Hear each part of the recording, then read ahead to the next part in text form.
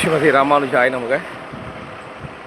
நம்ம திவதேச யாத்திராவில் பஞ்சத்வாரக யாத்ரா இன்று ருக்மிணி தாயார் பிறந்த இடத்துக்கு வந்திருக்கிறோம்.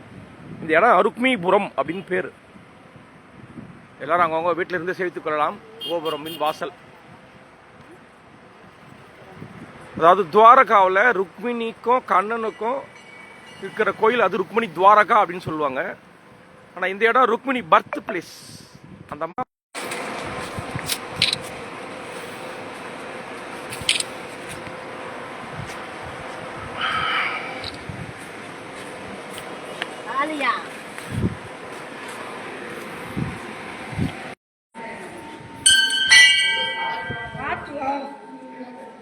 இதில் ஃபோட்டோ எடுத்துக்கோ. கதை சொல்கிறாரா?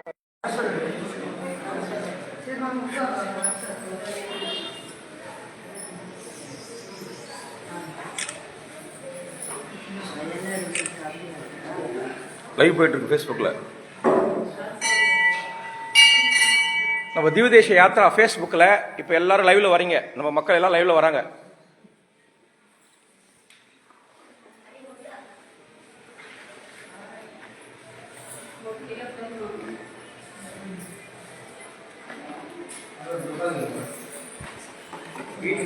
हाँ ठीक ठीक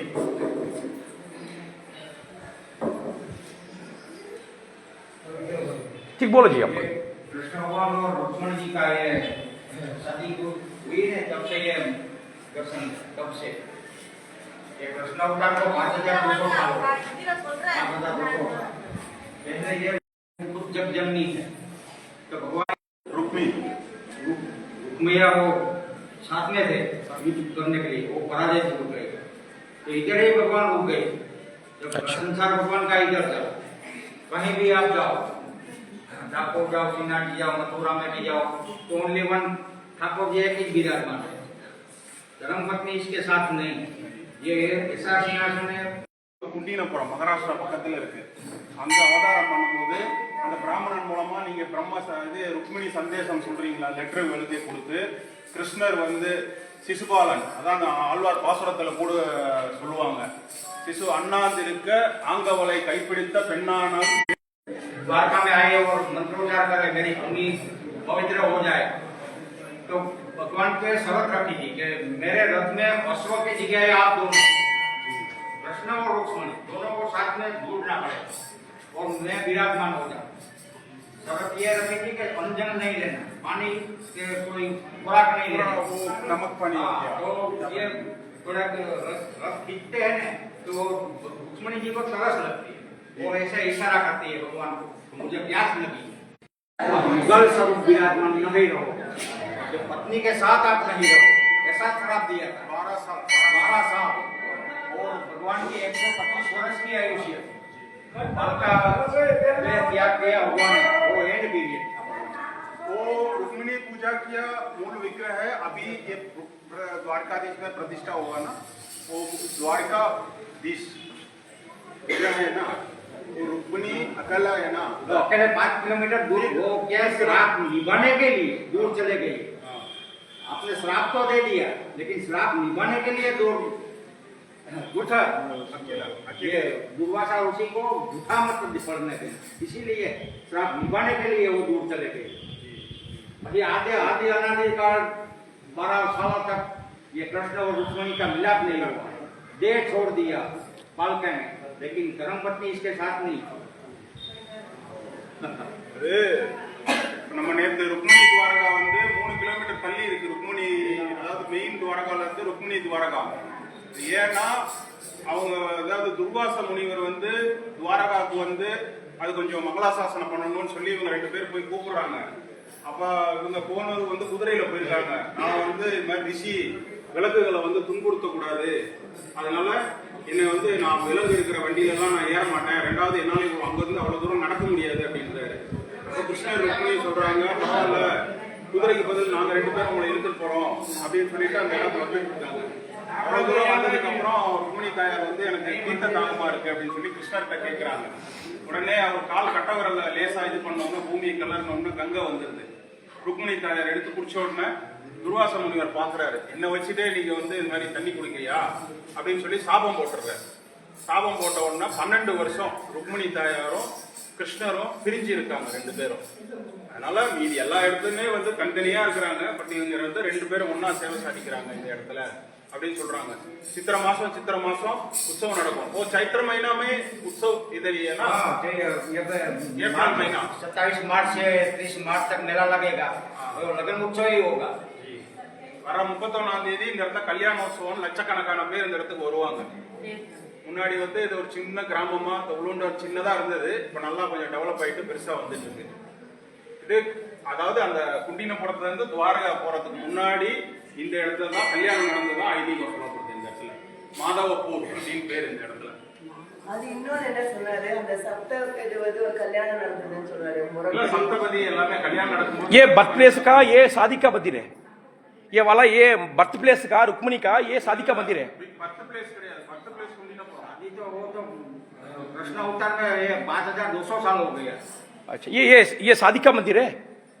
नहीं, विवाह स्थल बोल रहा है. ये शादी मंडप अलग है, ये उधर से बीच में सामने. ये क्या मंदिर? आपने शादी की हाँ. तो घर तो बसाओगे, हाँ, हाँ, तो हाँ. धर्म पत्नी को किधर रखोगे? ठीक.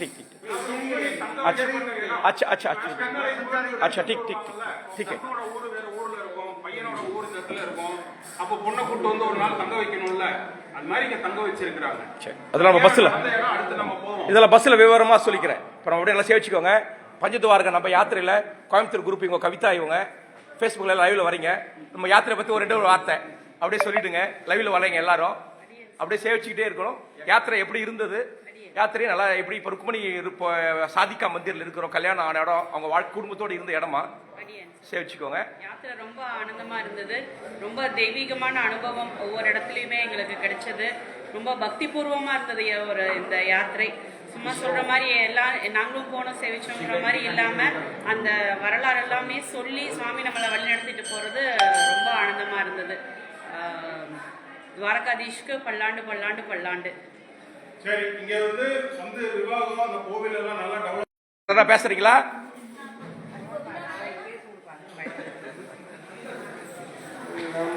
எல்லாரும் ஃபேஸ்புக் லைவ்ல வரீங்க எல்லாரும்.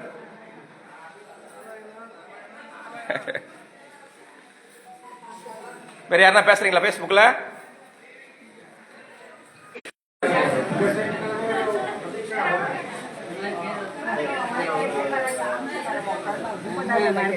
Para satu espatado para que no.